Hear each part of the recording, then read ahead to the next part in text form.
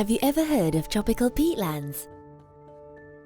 These blackish, muddy soil ecosystems are high in soil carbon from the accumulation of incompletely decomposed vegetation materials, such as woods, leaves, twigs, and roots over millennia, with an underground brown carbon treasure.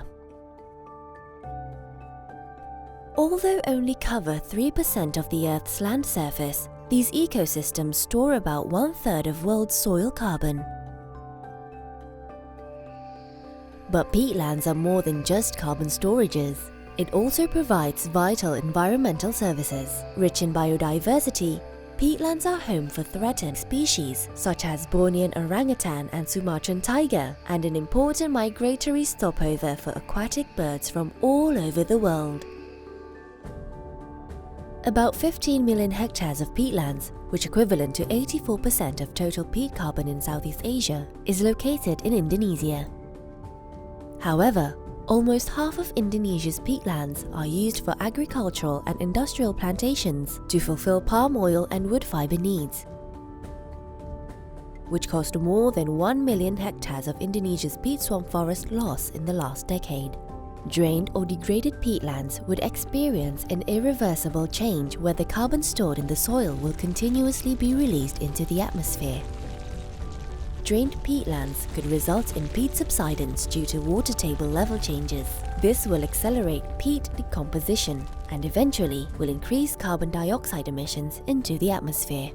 Drained peatlands are more susceptible to fires, which contribute more greenhouse gas emissions, like what happened in the Indonesian forest fires in 1997, 2015, and 2019. These patterns are increasingly happening today. We have switched peatlands' functions from carbon sink to carbon source.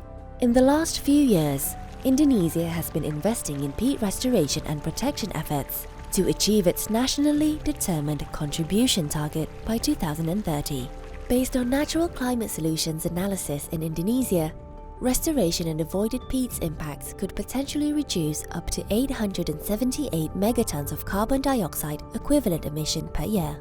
Research suggested that avoiding peatlands deforestation and rewetting peatlands have the highest potentials to the emission reduction contribution in Indonesia, compared to other mitigation strategies such as protecting and restoring mangroves and dryland ecosystems and sustainable forest management. While rewetting peatlands can reduce soil carbon emission, it cannot replace the lost carbon from the above-ground vegetation.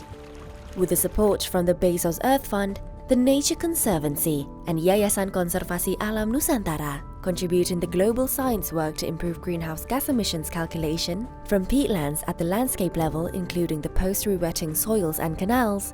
Peatlands' issues demands immediate action. Let's hydrate the peat and keep climate change at bay.